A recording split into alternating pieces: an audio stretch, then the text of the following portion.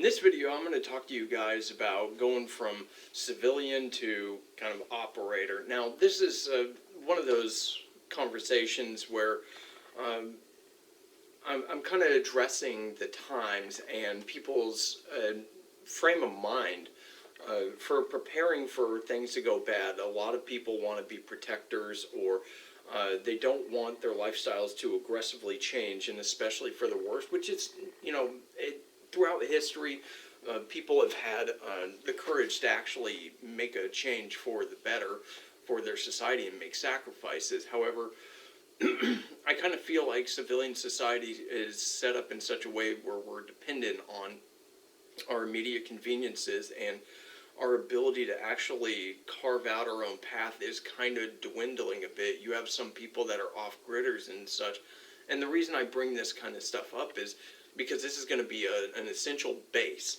to where you would actually be able to take action, right? Now, I'm not encouraging civil war. I'm not encouraging any kind of way of trying to damage the society that we have. But this is a conversation that kind of talks about what it would actually take. And in my opinion, it's more than what people are willing to do.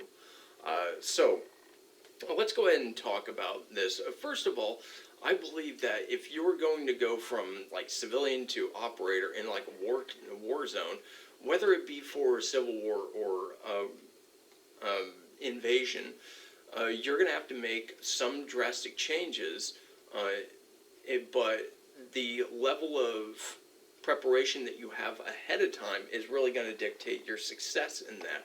So first off, I would say the easiest way to go from civilian to operator is to have basic skills, right? So you are able to work within the rule of law tactically and strategically, that you have kind of an experience in this. So home defense planning, concealed carry planning and training and stuff like that, just good baseline stuff, and skills, of course, with weaponry.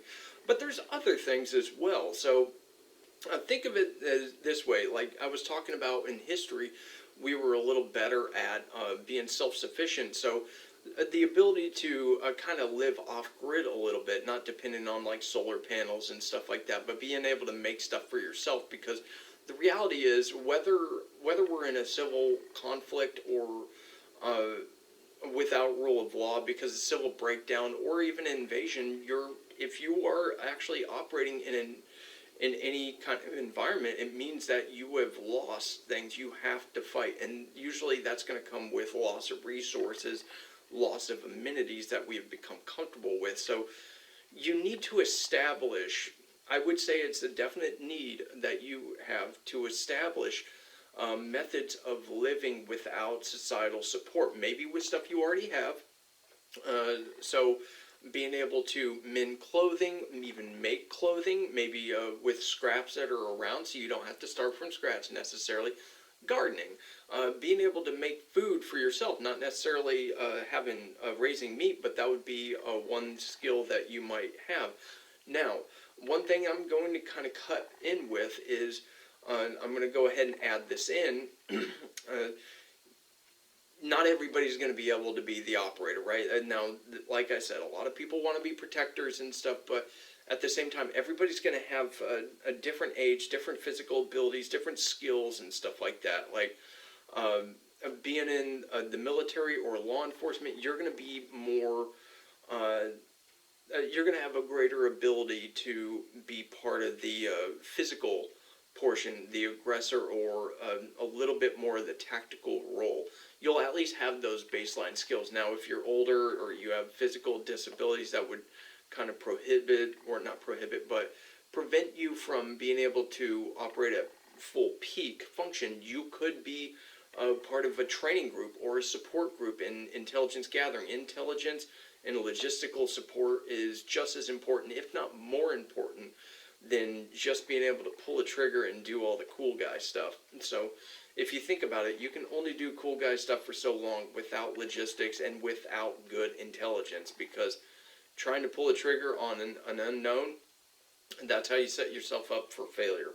So anyways, there will be different categories of people, and accepting that you are going to have either multiple roles or a singular role that is away from the trigger puller, or even in the trigger puller category that is a little different than what you thought. I think realizing that now would probably help you. So first off, there's going to be a couple of different roles that I would say people have. One of them is you would have the small unit tactics area. So that's going to be kind of like your rangers or your infantry type of, maneuver element. So you're able to go out in force and you're able to do um, like patrolling and stuff like that. Very almost uniformed, very boring stuff. That's like areas where you can operate openly and you don't really have to act like an insurgent. Pardon me. You don't have to act like an insurgent, so to speak, but typically the insurgent's going to last longer than the uniformed infantry, I guess you could say. The other is, like I mentioned, the intelligence network. So this is going to be very important. This is going to require a lot of an ability to analyze your environment, the ability to integrate, and also have communications, rapport, and stuff like that. You're almost kind of a spy. Then the sabotage element, those would be the people that are able to slip in and out and conduct little bits of sabotage on the enemy's logistics, as it were, and be able to sabotage any kind of efforts or equipment and efforts and operations and stuff like that. Either slow them down, stop them, or redirect. So there's different ways to do that, but just hitting generalities. And then the other one is the raids. This is the real trigger pull stuff that a lot of people like to talk about. You're talking about your direct action elements, and this is really the big highlight that everybody likes to have. They want to be the John Wick. They want to be SEAL Team 6 and Delta. Because those are the guys that get the notoriety. Those are the badasses. Those are the people that everybody's going to remember throughout history for for being dramatically skilled and dramatic in their way of inflicting pain on people. Not necessarily having a big operational or strategic impact all the time, but those are the people that have a lot of the notoriety. So doing the cool stuff face to face with the enemy, gung ho, whatever. So, well, there's a few things that you would have to do now. Number one, you need to realize what your capabilities would really be, and when you're going from civilian to operator, there's going to be a great importance that you stay a little more realistic to your region, right? So if you're in a desert environment, and you might face some stuff. You might have a way to shelter in an area that's outside of a city.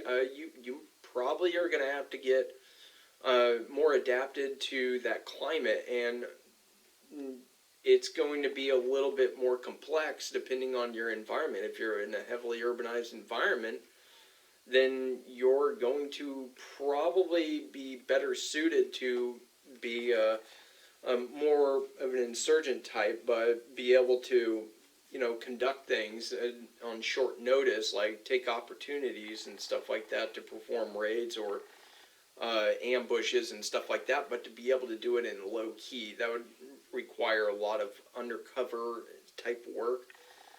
Being able to be the gray man, as it were, and be able to take all your equipment out to an area in a pre-staged area, but that's also going to necessitate intel.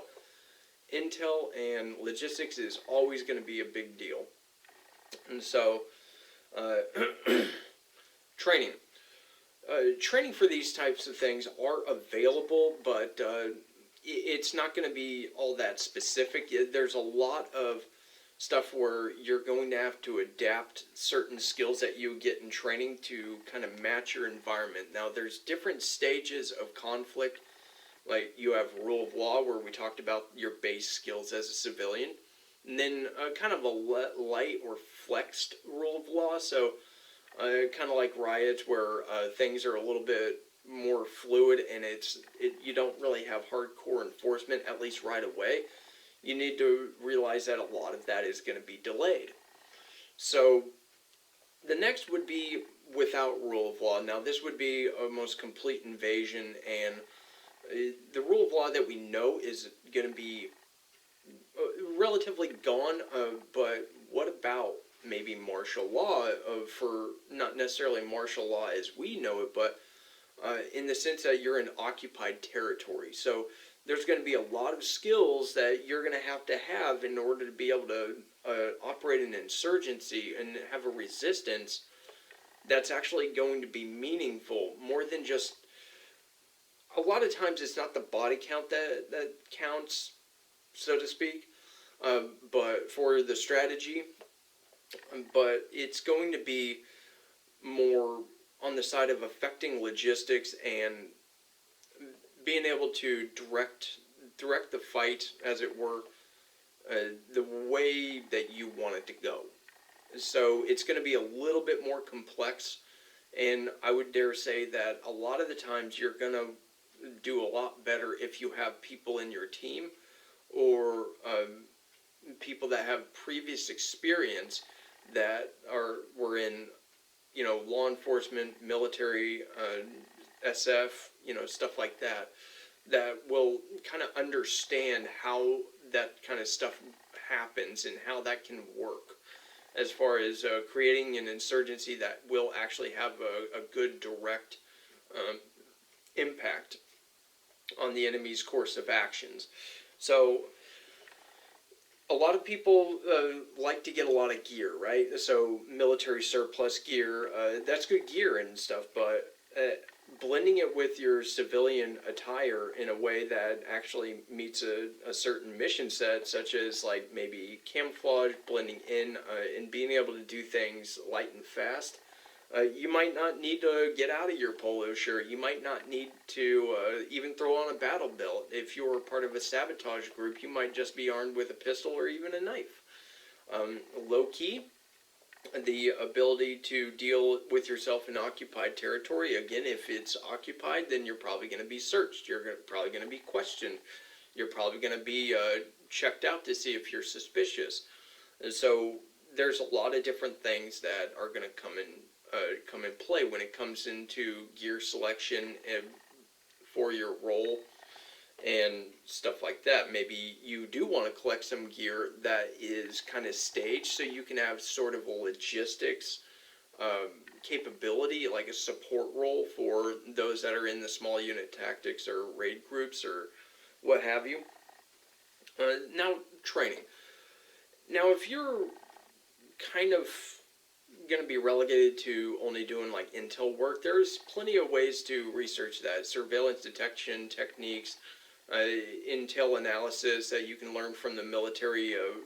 There's courses that you can take as far as like being able to conduct certain research, reading people, interviewing people, watching your environment and stuff like that. So there's plenty of training that you can do on your own time, and some courses that you can take in order to learn some of these skills. The next is you're going to need to make time for this. So it's not going to be something that you necessarily need to immerse yourself in. Like, you don't have to quit your 9 to 5 in order to do this, but you have to not make excuses like, oh, well, I was just exhausted from work, so blah, blah, blah. Well, you would have to actually make this time. You can't just buy gear and expect that that's preparing you for things to go bad, and just having a bad attitude will make up for a lack in skill. So the next thing is integration, and this is really the last point.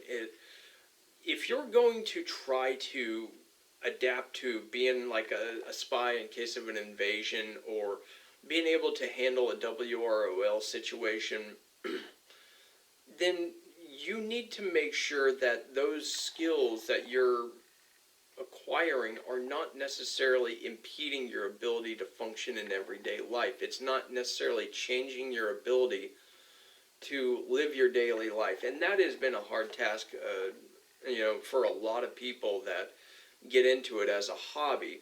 It almost becomes their persona, and that kind of leaves them out in the open to be found and targeted. if there was an invasion or a issue with rule of law where they start targeting possible insurgents. So I would say that a lot of it should be low key, and you know, be an asset to your community. Be a functional member, and don't be so outspoken. But also, like I was talking about, baseline skills like gardening and even carpentry. Learn how to maintain your own home, because again, when things go bad, like without rule of law, even light flexing rule of law, you're going to lose services. You're going to lose amenities. You're going to lose the ability to do certain things. You're not going to have the internet. You're going to have to figure out the weather by looking out the window, doing certain tests and stuff. You're going to have to go outside and look at things, do reconnaissance. And so you're going to need to build those skills now. The ability to navigate the land, be able to have your own internal compass as well as work with a physical compass. GPS isn't always going to work. If they can actually shut down satellites and GPS, cell phone signals, and all that other stuff, they've done it. On the, I believe it was the Capitol riot, the January 6th event, they actually, the Navy actually was cutting off cell phone signal, and there were a lot of things that were affected. Access to satellites, different communication was affected. You have to pre-plan for that. You have to have different ways of taking care of that. So, there's a lot of things to get into, but in my mind, if you're going to go from civilian to operator, don't lose sight of that civilian part, because eventually, no matter what the conflict is, something is going to, it's going to end, and something's going to give, and we're going to go back to some kind of society.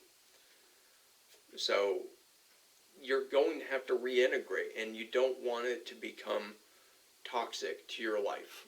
So that would be the biggest thing, is the brain. Let's make sure that we're being a little more sensible. I love the idea that people are trying to be more prepared, but doing it in a healthy way is, it's a different story. Right? So I hope you enjoyed this video. It's a lot of videos about me talking and stuff, but I have other things planned. So anyways, I appreciate all the support I get and all the views and stuff like that. Share it and have a friendly discussion with people, but work on those base skills, medical and gardening, carpentry.